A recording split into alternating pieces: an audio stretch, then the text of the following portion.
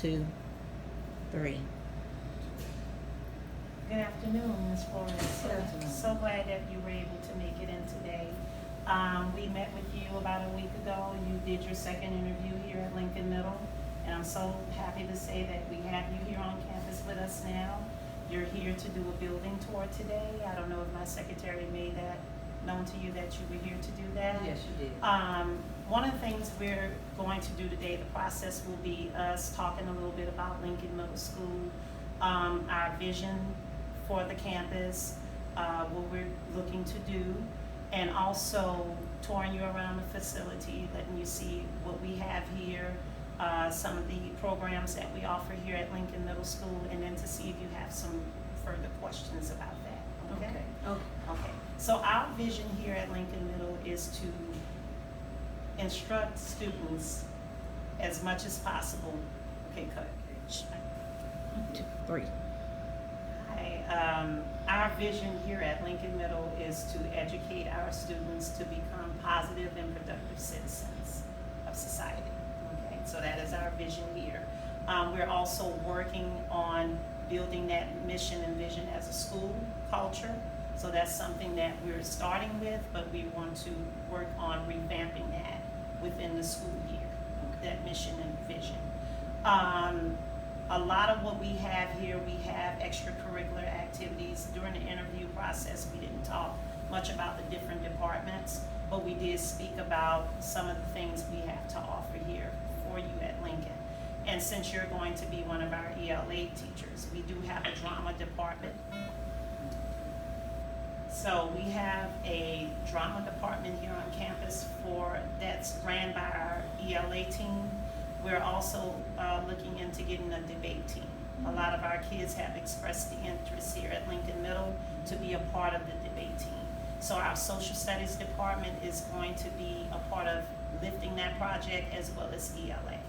I encourage all new employees to join and be a part of clubs and organizations here on campus. So if there is something that you know of that can benefit our students here, we would love to hear it. One thing we do, we like to sit as a team and we like to get ideas and collaborate on what works well for the students here at Lincoln Middle. So if you know of anything that can possibly help, we would love to hear it, okay? Sure. So, moving on. As we go through this tour, we're gonna look at different facilities, but before I get into that, I wanna talk about the data that we have here on campus. When we did the interview about 2 weeks ago with you, we discussed what are our needs. As we worked as a campus, we did a critical needs assessment. We looked at everything within the departments of the campus. And we decided, once we got that data back, that these are the areas of concerns. So as a campus, literacy is our weakest point here as a campus. The district had a set score of where we should be targeted at the end of the school year. We missed that target. One of the things is the state has a certain data point, and then the district has their data point. We're opting to reach that district goal. So the district set it at 65, we were at 45%. The state wanted 70. So we didn't make district, either were we close to state. So that's why I said the ELA is where we're having that struggle. The population here at Lincoln Middle is of socioeconomic status. We have predominantly Hispanic population with an African American population. With that Hispanic population, we have a lot of immigrant students that are coming in. They are limited in English. Once again, we are looking for some other ESL teachers, so if you know of any that can help and support here at Lincoln Middle, that would be great if you could refer. Our TELPAS data was not the strongest. In those domains, we're looking at listening, speaking, and written. With the listening and speaking alone, it was very, it was not as good as it should have been. So writing instruction is very important for the campus as well as the reading. So when we think about our African American population, we're dealing with similar factors. So we're looking into engaging in several programs this year that can merge with both cultures.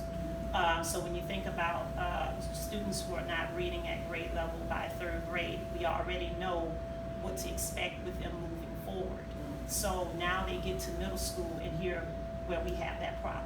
We deal with a lot of kids that come from those socioeconomic backgrounds. A lot of times they're raised. Sorry. A lot of times, a lot of our students come to us, they're raising their younger siblings.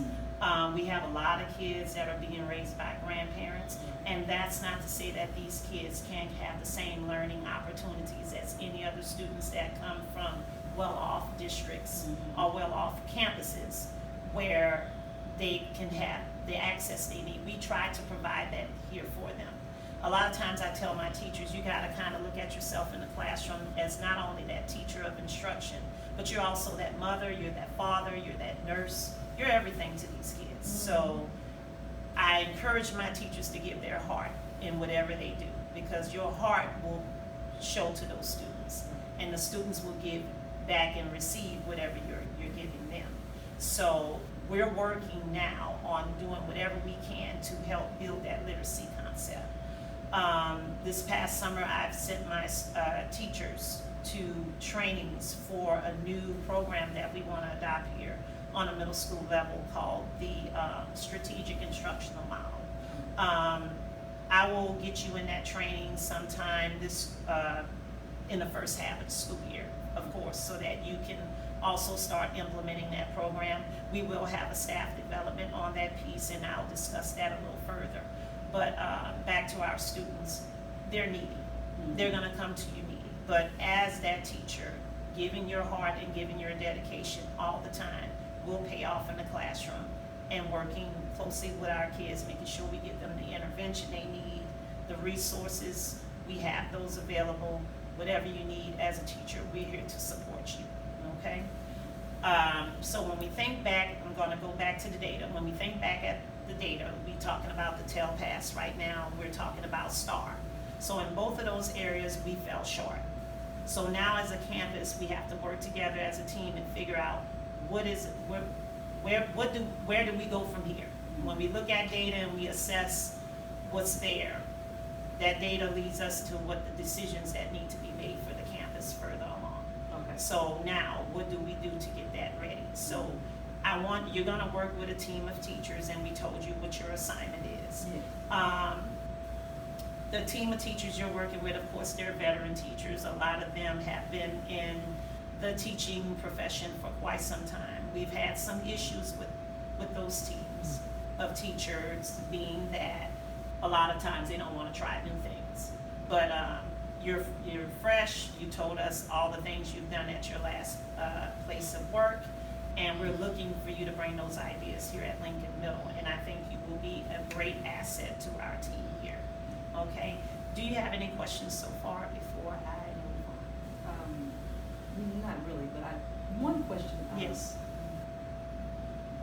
Can we seek outside help to kind of help with children that are very needy, and also with the debate team, Texas Southern, I do know some of the people that are great, that were in the debate team, and they can. And it can be great mentors. Yes. Yeah, we can look into that. Of course, the district has its policy about bringing in people into the school system that are not really contracted through the district. Right. But I sure can look into that and see if you can get those mentors to come out and work with our students here. That would be a blessing. Yes, we can definitely benefit from that. So now we're going to go ahead, if you don't have any further questions. Okay, so keep in mind, literacy is our top priority. Right. Everything is our priority, but literacy right now is something that we're looking to gain. And the way to do that is working as a team, working collaborative, using our mission as our core value of pushing where we need to go with students. So now we're going to take that school visit. I'm gonna let you visit the campus and just show you around and kind of get you familiar with what we have here at Lincoln Middle. Okay. Okay? Okay. Can you cut? All right. So now we're in the sixth grade wing. Okay. Okay, so this is all the sixth grade ELA classrooms, okay? Okay. Right now, we're developing a schedule for teachers who will co-teach. I won't have you in that department Okay, just 'cause yet. I was seeing that the classes did seem like they were conjoined, and I was just wondering. Yes. Do you have like teachers teaching, partnering to teach? Right, we do Okay. have partner teach because we do, like I said, we're adopting a new program called the strategic intervention, Okay. instructional model rather. And with that program, it's going to allow teachers to work together. And so we have some teachers that are going to do some of that program and work right next door to each other.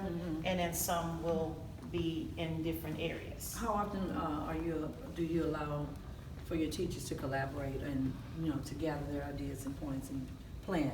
Great question. Together. Actually, the teachers meet, with our school being Title I, we got the opportunity to get extra funding to allow our teachers to have 2 planning periods. And in those planning periods, they have one where they meet with their team, and then they have one where they actually meet for the SIM model.